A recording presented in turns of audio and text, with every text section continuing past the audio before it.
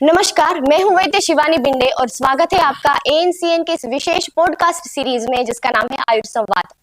आज का ये अंक बहुत ही विशेष और ज्ञानवर्धक होने वाला है। यह एपिसोड समर्पित है आयुर्वेद के चिकित्सकों के लिए, मेडिकल छात्र के लिए और पंचकर्म में रुचि रखने वाले हर एक इंसान के लिए। इस अंक में हम पंचकर्म को एक थेरेपी के रूप में नहीं परंतु उसके वैज्ञानिक आधारों के तौर पर देखने वाले हैं। आज के इस अंक में हम पंचकर्म से जुड़े हुए रिसर्च वर्क, उसके मानकीकरण यानी कि स्टैंडर्डाइजेशन से जुड़े हुए कुछ बेहद खास सवाल और उसके साथ ही क्लिनिकल इंसाइट्स देखने वाले हैं, जिसमें हम जानेंगे पंचकर्म को मेटाबॉलिक डिसऑर्डर्स, न्यूरोलॉजिकल डिसऑर्डर्स और इनफर्टिलिटी जैसे जटिल व्याधियों को सॉल्व करने के लिए कैसे इस्तेमाल किया जा सकता है। इस चर्चा को आगे बढ़ाने के लिए मैं स्वागत करती हूँ हमारे आज के विशेष अतिथि डॉक्टर अनूप ठाकर सर का। सर आईटीआरए जामनगर आईएनआई यानी कि इंस्टीट्यूट ऑफ नेशनल इंपॉर्टेंस के प्रथम निदेशक रह चुके हैं। सर वर्तमान समय में पंचकर्म विभाग के विभाग अध्यक्ष के तौर पर कार्यरत हैं। सर आपका बहुत बहुत स्वागत है। नमस्कार। सर आपका रिसर्च करियर जो है वो 2 दशक से लंबा रह चुका है। आपने 170 से ज्यादा रिसर्च पेपर जो है पब्लिश किए हैं। तो मैं आपसे ये जानना चाहूंगी कि कैसे आपने ये पंचकर्म के जो रिसर्च वर्क में पहले और अभी के अनुसंधान में क्या फर्क देखा है या फिर क्या प्रगति देखी है सर?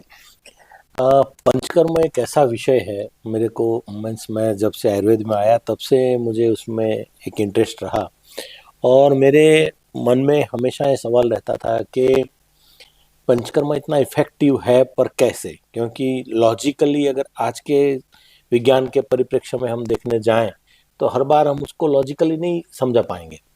तो मुझे हमेशा प्रश्न रहता था कि ये है तो परिणाम मुझे दिखते थे तो उसका मतलब है कि इसमें कुछ तो है। And so I tried my level best to understand Panchakarma वैज्ञानिक तरीके से कैसे काम करता है और उसको आज के जो विज्ञान का विद्यार्थी आयुर्वेद में आता है या इवन दुनिया भी जो पंचकर्म को रिजल्ट तो देखती है पर समझना चाहती है कि कैसे, तो हम उनको कैसे वो एक्सप्लेन कर पाए। That was my purpose. और पंचकर्म मैंने ये पाया है कि एकदम साइंटिफिक है, खास करके चरक सुश्रुत अष्टांग में वाग्भट में जो पंचकर्म लिखा है वो सारे कर्म, एक भी कर्म ऐसे ही नहीं है, सबके पीछे कोई ना कोई वैज्ञानिक दृष्टिकोण रहा है और वो शरीर पे उसका एक आया। तो मैंने पाया कि ऐसा कहीं कोई एसओपी डेवलप हुए है नहीं, और है भी तो बड़े वेग और not on the scientific footnote. तो मैंने वमन से पहले शुरू किया और वमन और स्नेहन को मैंने पहले लिया और मैंने ये करना शुरू किया कि भाई किसी को भी वमन करना हो तो हर जगह अलग अलग अलग अलग अलग तरीके से होते थे और सबके अपने अपने तरीके होते थे और जो आयुर्वेद का विद्यार्थी है वो कंफ्यूज रहता था कि इसमें सही कौन सा गलत कौन सा। तो मैंने ये कोशिश करी कि उसके एसओपी डेवलप किए जाए, स्टैंडर्ड ऑपरेटिव प्रोसीजर्स, की कहीं भी हो अगर उसको फॉलो करे तो वो ठीक से वमन कर पाएगा। और एसओपी डेवलप हो जाने से एक सरलता आ जाती है कि भाई मैं जो कर रहा हूँ वो सही दिशा में जा रहा हूँ और इसके परिणाम सही ही होंगे, ये आदमी को कॉन्फिडेंस रहता है। तो सिंपल सी बात है, हम जो करते हैं उसको एक सिस्टमेटिक ढांचे में ढालना, वो एसओपी डेवलप करना कहा जाता है। तो मैंने अलग अलग तरीके से वो किया और सभी एक्सपर्ट्स की राय ली और उसके आधार पे हमने बहुत सारे कर्मों किए अभी तब तो, वमन के, विरेचन के, बस्ती के और इवन नस्य में भी एसओपी डेवलप किए हैं और अभी भी बहुत सारे कर्मों में हम एसओपी डेवलप करने की कोशिश कर रहे हैं। हालांकि उसमें दिक्कतें बहुत सारी हैं क्योंकि बहुत सारे जिसको कहेंगे ना कि एरिया वाइज और अलग अलग प्रैक्टिशनर्स के वेरिएशंस हैं, बट देन इवन क्लासिक्स को बेस बना के हमने वो डेवलप किया है। जी सर, मेरा अगला सवाल बिल्कुल यही था कि ये एसओपीज डेवलप करना इतना इजी नहीं है क्योंकि आयुर्वेद में बहुत सारे पर्सपेक्टिव को हमें एक साथ ध्यान में रखना पड़ता है, जैसे कि सीजन के मुताबिक, उसके एज के मुताबिक, कहाँ पर रहता है, जैसे कि आपने बताया देश के मुताबिक चेंज हो जाता है। तो उसमें आपको सर कौन कौन सी कठिनाई आई थी जो कि आपने मतलब सोल्व करने की कैसे कोशिश की सर? आपने बिल्कुल सही कहा, आयुर्वेद में इतने सारे वेरिएशन में, आयुर्वेद में क्या ह्यूमन में, प्रकृति में इतने सारे वेरिएशन है जिसको आयुर्वेद ने कैप्चर किया है और वो उसको इम्प्लीमेंट करके इंडिविजुअल बनाया है। अब ये इंडिविजुअलाइजेशन को रखते हुए, इंटैक्ट रखते हुए भी उसकी एसओपी डेवलप करना और उसको स्टैंडर्डाइज करना, जी वही हमारे सामने बड़ी चैलेंज थी। जी क्योंकि भाई कफ प्रकृति, वात प्रकृति, पित्त प्रकृति वाले को आपको अलग अलग रिस्पांस मिलेगा, पर इसका मतलब ये नहीं है कि अलग अलग रिस्पांस मिले तो एसओपी डेवलप ना हो, क्योंकि वो होगा तो आपको उस हिसाब से एसओपी डेवलपमेंट करनी पड़ेगी कि भाई वात प्रकृति का पेशेंट है तो इस तरह से मैनेज करेंगे, पित्त का है तो ऐसे करेंगे, कफ का है तो ऐसे करेंगे, ये सीजन है तो ये वेरिएशन को कंसीडर करते हुए कुछ जनरलाइज एसओपी डेवलप हुए और कुछ अकॉर्डिंग टू वेरिएशंस डेवलप हुए। तो कुछ कॉमन फैक्टर रहेंगे और जहाँ वेरिएशन दिखता है तो वहाँ ये एसओपी रहेगी करके हमने बहुत सारे पेशेंट्स में देख के उसको कैप्चर करके नोट करके सिस्टमेटिक वे में साइंटिफिकली एसओपी डेवलप किया है। मतलब सर छोटा सा विंडो रहेगा जिसमें हमें कस्टमाइजेशन या पेशेंट के मुताबिक उसको हम चेंज कर सकते हैं SOP? ऑब्वियसली, क्योंकि पिन पॉइंटेड कभी यही नहीं हो सकता, पर जैसे आप साइंस में भी देखती हैं कि रेंज, यस हीमोग्लोबिन है तो रेंज है कि भाई 13 पॉइंट से या 12 पॉइंट से 16 ग्राम तक, 12 ग्राम से 16 ग्राम तक, या डायबिटीज है तो ये रेंज है। जी जी वैसे एसओपी में भी we develop adopted range variations, जी है जी ना। जी इवन क्लासिक्स में भी वही है, पर हमने उसको एक वैज्ञानिक अमली जामा पहनाया, एक वैज्ञानिक स्ट्रक्चर दिया। सर जैसे कि आपने बताया कि रेंज है तो तब ये ध्यान में आता है कि मॉडर्न साइंस में भी हर एक चीज रेंज में ही दी हुई है हाँ जी। और उसको भी पेशेंट की कंडीशन वाइज कस्टमाइज करना वो उनका भी एक मेथड रहा ही है। तो जब आयुर्वेद की भी हम बात करते हैं तो प्रकृति का कॉन्सेप्ट है या बाकी भी जो वेरिएशन है वो हमें हेल्प करने के लिए ही है, मतलब उनका बिल्कुल। कुछ ऐसा नेगेटिव इम्पैक्ट नहीं होता है जब हम रिसर्च करते हैं। तो ये मुझे लगता है बच्चों को जानना ये जरूरी होगा। बिल्कुल, एक्चुअली वो जो वेरिएशंस हैं प्रकृति का, सीजन का और उम्र का, बहुत सारे सब, आयु, बल, वय, सत्व, जी वो सब अलग अलग अलग जो वेरिएशन है, तो एक्चुअली अगर उनको कंसिडर करते हैं तो आप अच्छे चिकित्सक बनते हैं। जी और वो कंफ्यूज करने के लिए नहीं है, पर उसकी आपकी चिकित्सा को more minute, more specific, more precise बनाने के लिए है, और इसलिए उसको कंसिडर करना जरूरी है और उसको कंसिडर करना ही चाहिए। और कभी भी आयुर्वेद ऐसा नहीं रहा कि आप 50 लोगों की एक ही डिसीज कंडीशन में ट्रीटमेंट करोगे तो 50 को सेम होगी, नहीं होगी, वो अलग अलग होगी। वही आयुर्वेद है और वही आयुर्वेद का विशेषता है, और शायद दुनिया उसी के लिए आयुर्वेद की ओर देख भी रही है। सर हम जब बात करते हैं डिसीज ओरिएंटेड पंचकर्म के लिए तो चिकित्सा में हमें व्याधि में ऐसे कौन से लक्षण दिखते हैं, ऐसा कौन सा स्टेज आता है जब हमें लगता है कि अब ये पंचकर्म से ही सॉल्व होगा? बहुत स्पष्ट है, उसमें तो बहुत कोई बड़ा विज्ञान नहीं है। शोधन की जहाँ जरूरत लगे कि व्याधि की वो कंडीशन है कि वो सिंपल आपकी जो शमन चिकित्सा हम जिसको कहते हैं कि भाई सिंपल मेडिसिन देने से इसको ठीक नहीं हो रहा है, या ये कंडीशन बहुत पुरान कंडीशन, मीन्स ओल्ड सिचुएशन है, मीन्स डिसीज क्रॉनिक हो गया है, ये कंडीशन आ गई है, तो वहाँ पंचकर्म कारगर होता है। सिंपल प्रॉब्लम है जो कि वो सिंपल मेडिसिन से ट्रीट हो जाते हैं, ऐसे नहीं हुआ, वो फिर पंचकर्म से ही ठीक होता है, और पंचकर्म करने से वो जल्दी ठीक होता है। जबकि उसको औषध से ठीक करने की कोशिश करोगे तो ये हो सकता है कि कभी सफलता मिले न मिले, या मिले भी तो बहुत लंबे समय के बाद, बहुत औषध देने के बाद, जबकि वो पंचकर्म से बहुत आसानी से हो जाता है। जी सर जब हम अब आज देखते हैं कि लाइफस्टाइल डिसऑर्डर्स का साइलेंट पेंडेमिक फैला हुआ है, मेटाबॉलिक डिसऑर्डर्स हो गए या फिर हाइपरटेंशन है, डायबिटीज, तो इन सब कंडीशंस को यानी कि हम जो बोलते हैं मॉडर्न वेलनेस के जगह पे जब पंचकर्म का ध्यान होता है तो कैसे उसको? एक्चुअली अगर हम ये, हमारा पंचकर्म विभाग के अध्यक्ष और पंचकर्म से मैं 30 साल से जुड़ा हूँ, इस नाते मेरा तो ये प्रयास है, और मैंने जामनगर में और जहाँ भी हो सके ये प्रयास किए हैं कि लोगों में जागृति आए कि वो लाइफस्टाइल डिसऑर्डर्स न हो, या हुए हों तो वो कंट्रोल में रहें। उसके लिए अगर वो नियमित रूप से सीजनल जो हमारा पंचकर्म कहा है ऋतु अनुसार, वो अगर करें तो बड़े आसानी से ये लाइफस्टाइल डिसऑर्डर्स और मेटाबॉलिक डिसऑर्डर्स को कंट्रोल किया जा सकता है, जो कि अभी पैंडेमिक की तरफ फैल रहा है ना, एपिडेमिक के जैसे फैल रहा है। तो अगर हम जैसे सिंपल शरद ऋतु में विरेचन कर लिया या वसंत में वमन कर लिया, अगर वो दोनों नहीं कर सकते तो वर्षा में बस्ती कर ली, तो कम से कम आप ये डिसीज की जो पैथोजेनेसिस डेवलप होती है, शुरू होती है, उसको ये ब्रेक कर पाओगे और उसमें जाने से बचोगे।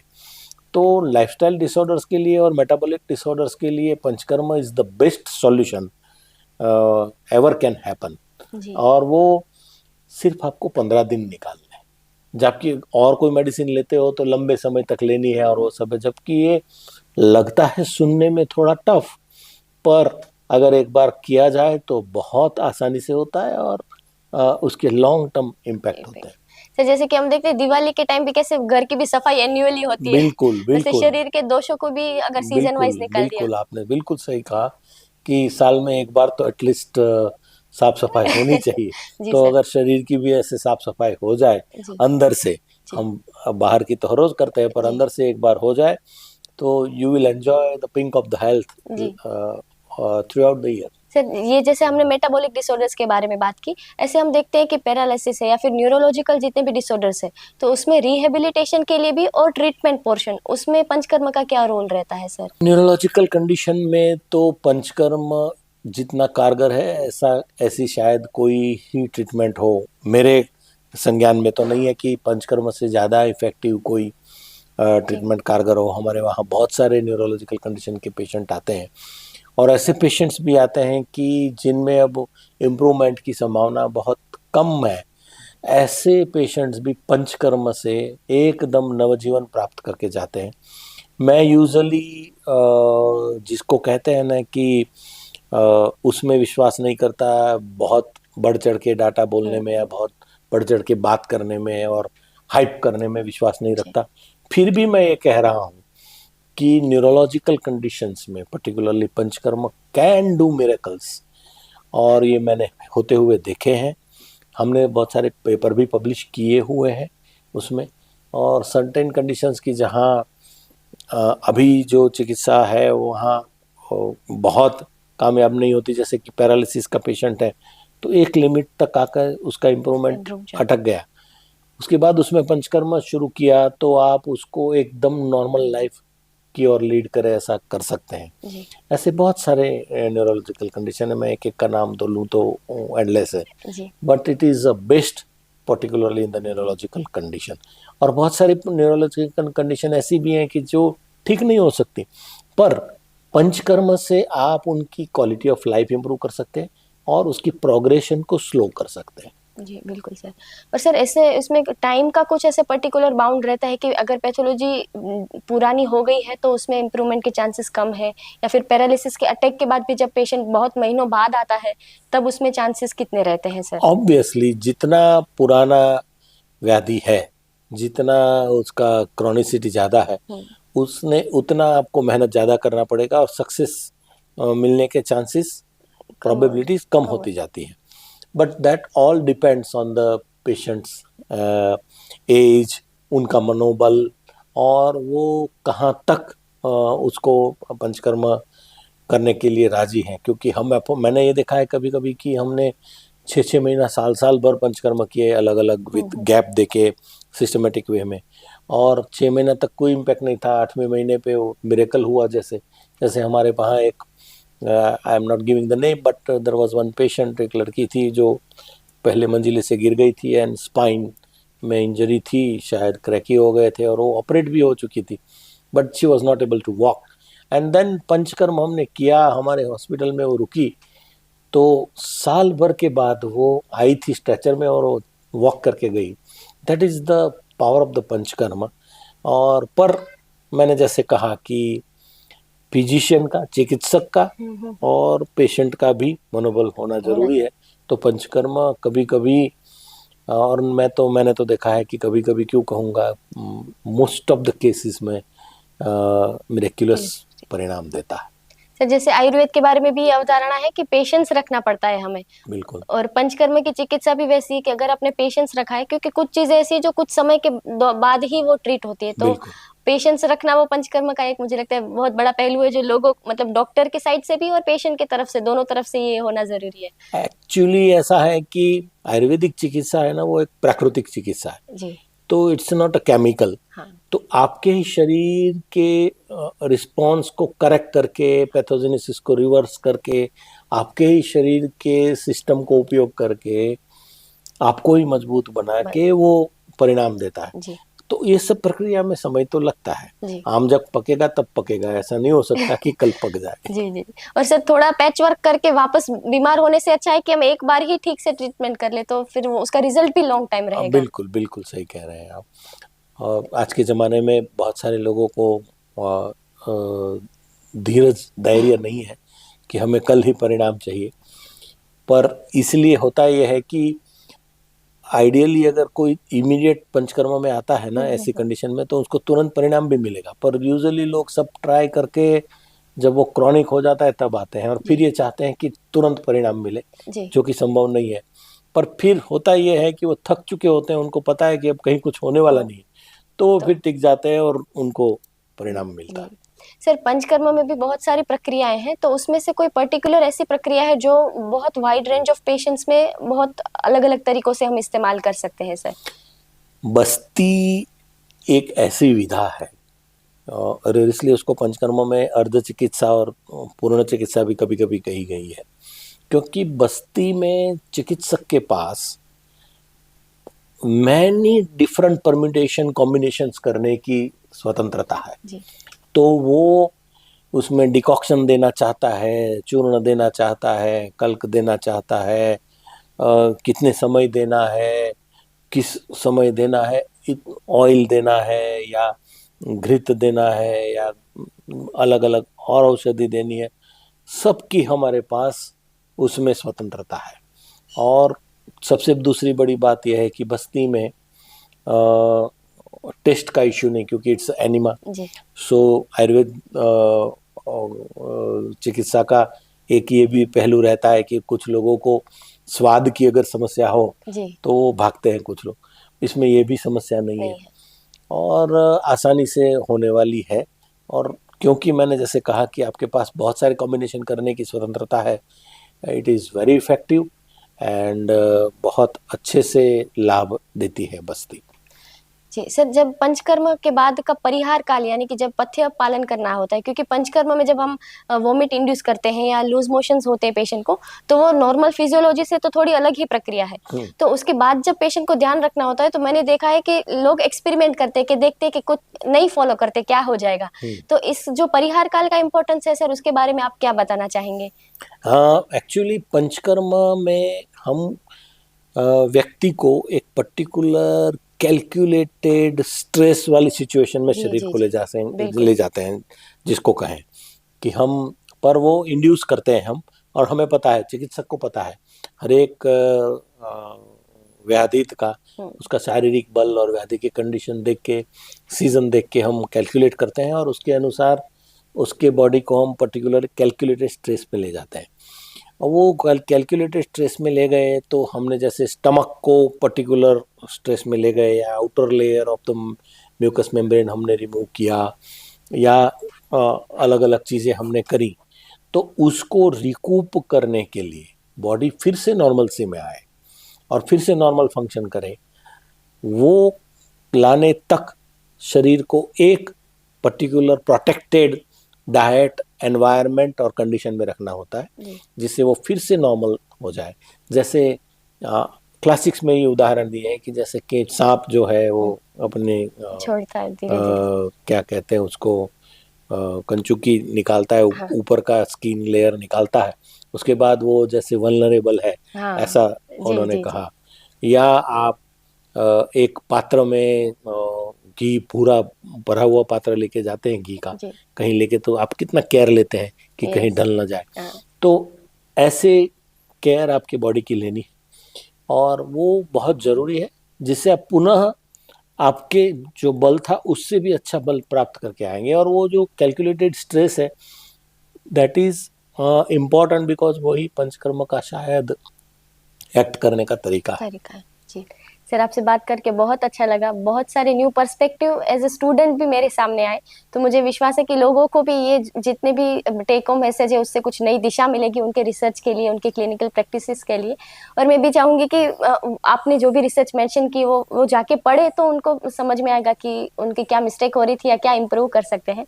सर आपने अपना कीमती समय एएनसीएन को दिया, हमारे रिसर्चर्स को दिया, उसके लिए आपका बहुत बहुत धन्यवाद सर। धन्यवाद शिवानी जी, धन्यवाद।